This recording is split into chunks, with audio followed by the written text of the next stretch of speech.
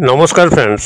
ओंकार Odia channel रे आपण मानक स्वागत। फ्रेंड्स, जदि आपण कौन सी नारी बा पुरुष को तंत्र समोहित विमोहित कर रखिया चाहती, आपनकर कथा अनुसार तांको परिचालित करिया चाहती, आपण तांको जहाँ मध्य कहतु से बाहर न होबा चाहती, तेबे आज क्षुद्र भिडियो रे जो वशीकरण विधिटी को शेयर करूची, जहाँकि बहु बार परीक्षित जेतल मध्य यह प्रयोग करा जाए, जो नारी बा पुरुष को आपण माने टार्गेट करूचंती, सही नारी बा पुरुष आपनकर संपूर्ण वश्यता स्वीकार करिकरी समस्त अभिष्ट को मध्य पूर्ण करिथांती। एही सरल एवं शक्तिशाली वशीकरण विधिटी को पालन करिया पई से भली कोनसी भारी सामग्री आवश्यक नाही, किंबा से भली कोनसी जटिल मंत्र तत्वर आवश्यक नाही। एक शक्तिशाली स्वयंसिद्ध मंत्र जाकु कि आपण माने मात्र 7 थर उच्चारित करिवार अछि। यही सामान्य विधि मते किभली आपण माने एहाको प्रयोग करिवे एवं आपनकर जेकोसी नारी बा पुरुष को तंत्र समोहित वशीभूत कर रखि परिबे, जानिया पई वीडियो रे शेष पर्यंत देखंतु। चैनल को प्रथम बार आस्तेले एही भली कंटेंट रुचि रहउतिले चैनल कड़े थिबा लाल कलर रो सब्सक्राइब बटन क्लिक करी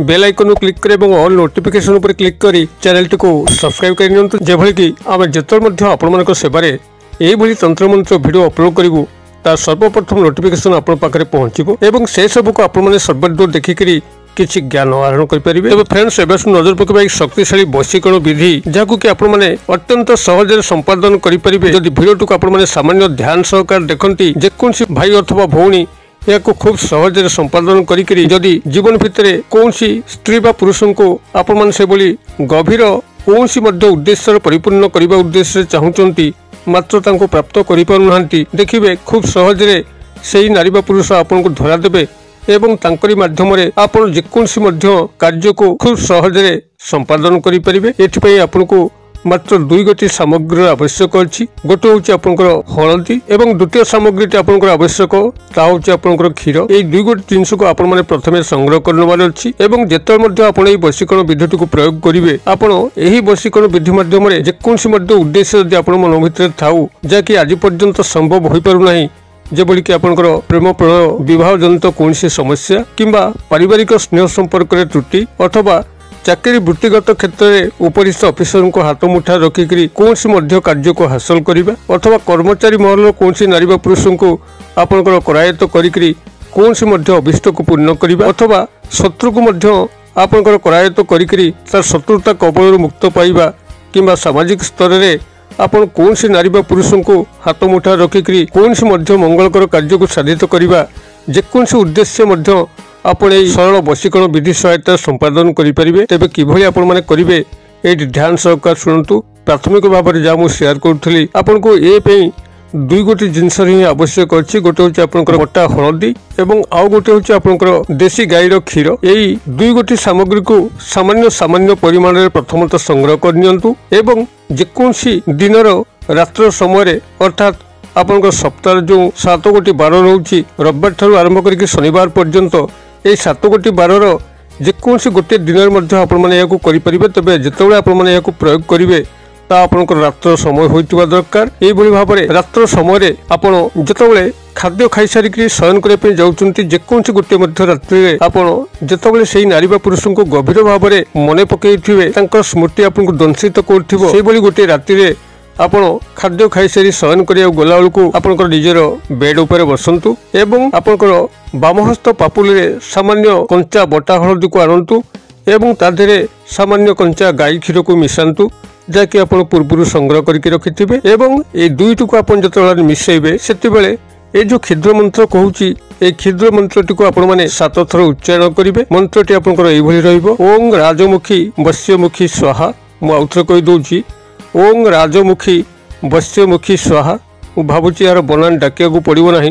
जेहेतु खूब सरल मंत्र। ओम राजमुखी वश्यमुखी स्वाहा। वश्य बनान ब तालबेश जियो फला, मुखी म दीर्घकार ख दीर्घकार। ओम राजमुखी वश्यमुखी स्वाहा। आपण माने एही शक्तिशाली मंत्रटी को सेठी 7 थर उच्चारित करिवे। जो समय आपण माने बाम हस्त पापुली रे एई 2 गोटे जिनस को आपनकर दक्षिण हस्तर जो फास्ट फिंगर अछि तर्जनी अंगुली इंडेक्स फिंगर तार सहायता जो गोलेबे यही दुई गोटी जिनस को कंचा बटा हलदी और कंचा गाई क्षीर से मंत्रटी को आप 7 थर उच्चारित करेंगे जिते आपने उच्चारित कर सारी उच्चारित कर सारापर आपन से लंब भाव शोईबार अच्छी से शज्या यही अभिमंत्रित लेपटी को लेकिन आपंकर नाभि चारिपटे गोलाकार हिसाब से लगे अच्छी जो समय आपने नाभि चारिपटे लगुवे से समय संपृक्त नारी पुरुष को गभीर भाव ध्यान करुवे जेभली कि से आपण पाखक आसुँच समस्त संपर्क स्थापन होउची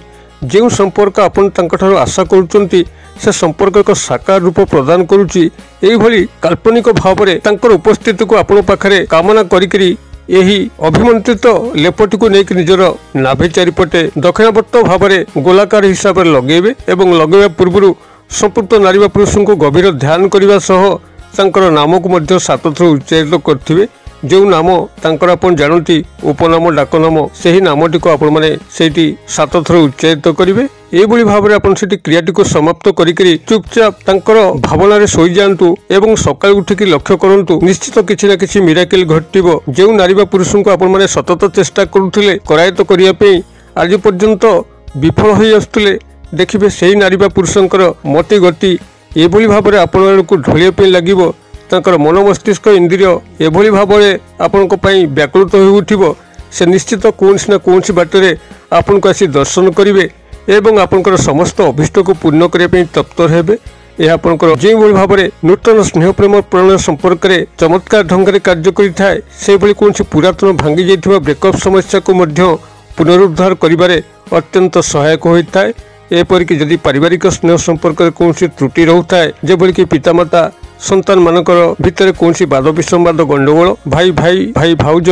भाई भौणी एम मध्य कौन स्नेह संपर्क में त्रुटि ये समस्त को सुधार करने दिगरे यही वशीकरण विधि चमत्कार ढंग से कार्य करें एपरिक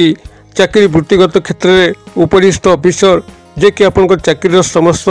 स्थायी सुख सुविधा को जोगे दी था चाकरी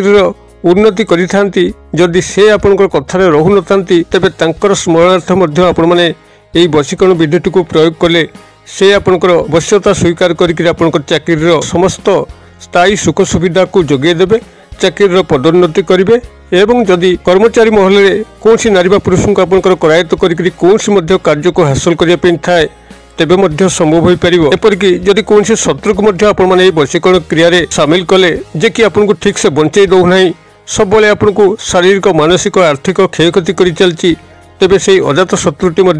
आपनकर वश्यता स्वीकार करी तार समस्त शत्रुता आपनकर प्रति भूली जीव एवं परिशेष बाध्य होइकरी हुए तो एक उत्तम बंधु रूप में आपन पाखे छिड़ा होइकि आपनकर अशेष कल्याण साधन करिवो आपण माने क्रिएटिव करंतु एवं ए जो नाभि चारिपटे जो हलदी एवं क्षीर को अभिमंत्रित करी लगेले ता जो अवशिष्ट जदि किछि बलुची ताकू ता परदिन सकाळु जल प्रवाहित करंतु किंवा कौन वृक्ष मूल्य पोति दिंतु क्रियाटी को आपण करूँ कि चमत्कार घटुची मत कमेंट बॉक्स शेयर करूँ वीडियो भल लगे लाइक करने भूलु ना सांगसाथी महल में शेयर करने भूलु ना वीडियो क्षुद्र परिसर मध्य मत ये विदाय दिंतु पुणी आप देखा यही शिक्षण भिडियो से पर्यटन दर्शक बंधु आप समस्ते मंगल कृपार भले था रोचे सर्वे भवन्तु सुखिन सर्वे सन्तु निरामया सर्वे भद्राणि पश्यन्तु मा कश्चित् दुर्भाग् भवेत्। ओं शांति ओं शांति ओं शांति। नमस्कार।